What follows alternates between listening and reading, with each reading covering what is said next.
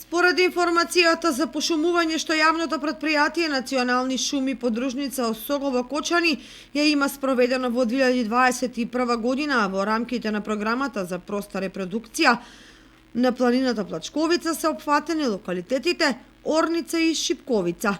Подружницата има извршено пролетно пошумување на површина од 11,5 хектари со 34.500 садници од црн и бел бор и дуглазија.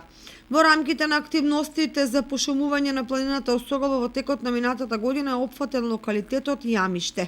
На истиот, подружницата има извршено есенско пошумување на површина од 3 хектари со 9.000 садници од црн и бел бор и дуглазија.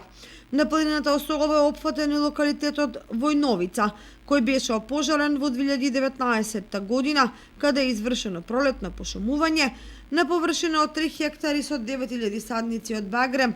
Вкупната пошумена површина која има спроведено подружницата во 2021 година е со вкупна површина од 17,5 хектари, со што се пошумени 52.500 садници.